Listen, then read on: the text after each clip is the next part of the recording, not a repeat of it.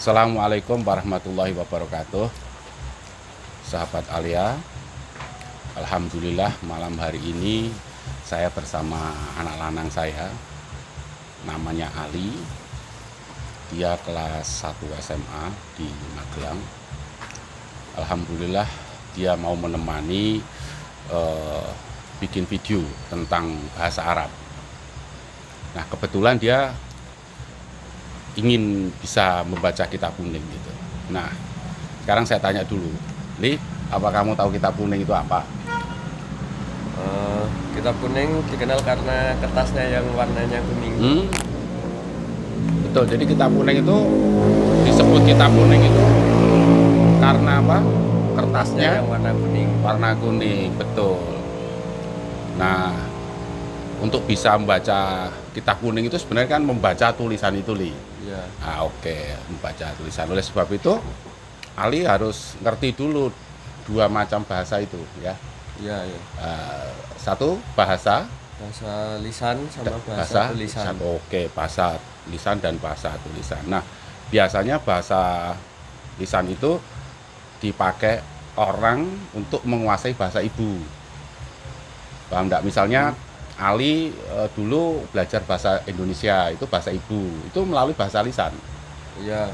Oke, tapi kalau Ali belajar bahasa asing, misalnya bahasa Inggris, ya biasanya pakai bahasa tulisan. Gitulah.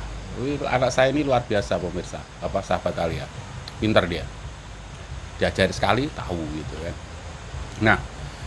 Nah, Abah mau jelasin ini, Li. Hubungan antara bahasa lisan sama bahasa tulisan. Duluan mana coba kira-kira? Menurut Ali lebih duluan bahasa lisan. Kenapa? Karena ya kalau waktu kecil dulu mempelajari bahasa itu dari bahasa lisan. Oh gitu. Lalu bahasa tulisan. Nah, jadi tulisan itu hanya mencerminkan bahasa lisan. Lisan, betul. Tulisan itu hanya mendokumentasikan, mencerminkan bahasa lisan gitu. Nah, sekarang yang harus dipahami itu gini, Li. Kalau bahasa lisan itu kan yang bisa diindra itu kan suara, Li. Ya. Paham enggak? Paham. Nah, suara itu yang bisa diindra kan, bisa didengar gitu loh.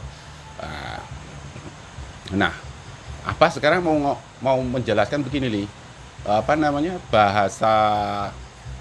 Bunyi bahasa itu semua bahasa manapun, Arab, Inggris, Indonesia, Cina, Jepang, semuanya itu kalau ya adalah bunyi yang dihasilkan oleh sistem pengujaran manusia, mulut ini, ya kan?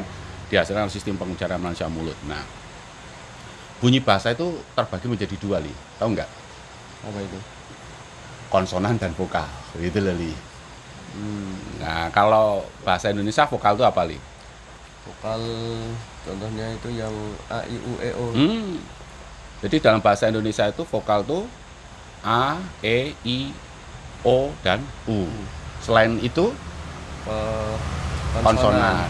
Oke. Biasanya kalau orang bilang konsonan itu huruf mati, kalau vokal itu huruf hidup. Nah, lalu yang ditulis itu vokal dan konsonan. Di tulisan itu kan sing ada itu vokal dan konsonan itu kan bahasa Indonesia lo ya. Iya. Oke. Nah, sekarang saya tanya, Li. Dalam bahasa Arab itu ada enggak vokal konsonan itu? Ada. Apa itu? Kalau vokal itu yang harokatnya bukan? Hah? Harokat. Ya, harokat itu vokal. Kalau konsonan? Konsonan yang kayak ba, ta, sa, jim, ha, ho, dan seterusnya. Oke. Itu konsonan. Jadi dalam bahasa Arab pun ada vokal, ada konsonan. Oke, paham. Itu bagus sekali, Li. Nah, sekarang pertanyaannya itu begini. Lalu yang harus Ali tahu itu begini loh. Vokal dalam bahasa Arab ada berapa macam? 2. Apa tuh? Vokal panjang sama vokal pendek. Vokal pendek tandanya apa? Fathah, kasroh, sama doma. Fathah identik sama A, kasroh identik sama I, doma identik sama U. Kalau vokal panjang lambangnya apa? alif, wawu sama ya. Ya, itu harus diketahui dulu kalau mau belajar kitab kuning, karena Abah ini sedang mengembangkan ya apa metode pembelajaran bahasa Arab berbasis Indonesia, sedang mengembangkan metode dua tangan gitu loh, paham nggak? Nah itu kan harus apa namanya harus di apa ya harus dipahami gitu hal-hal yang menjadi dasarnya itu apa. Nah sekarang udah ngerti ya seperti itu. Vokal dalam bahasa Arab itu ada dua, vokal panjang dan vokal pendek. Vokal panjang itu lambangnya alif, wawu, ya. Kalau vokal pendek fathah, dhamma, kasroh gitu.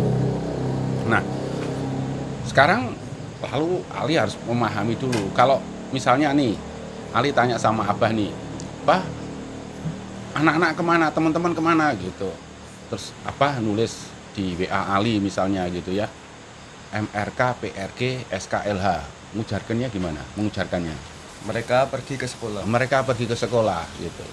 Kalau Abah nulis mereka pergi sekolah itu bacanya juga mereka pergi sekolah. Jadi tulisan itu ada dua macam gitu loh, Li. Kalau MRK, PRG itu tulisan apa namanya?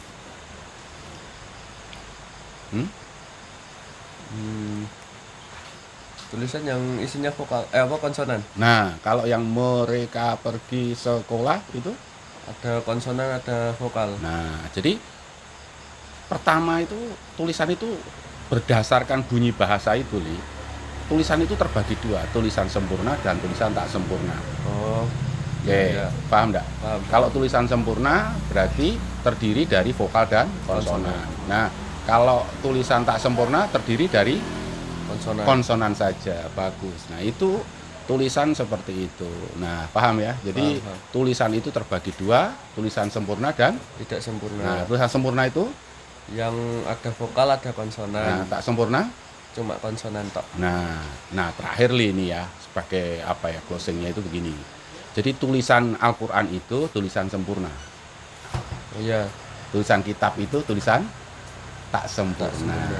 Berarti kalau Ali belajar membaca kitab, berarti belajar membaca tulisan Tak sempurna. itu ya. Ya. Jadi itu harus diingat-ingat ya. Oke, gitu dulu pemirsa kajian atau obrolan dengan anak saya malam hari ini. Wallahu a'lam bishawab. Astagfirullahaladzim. Assalamualaikum warahmatullahi wabarakatuh.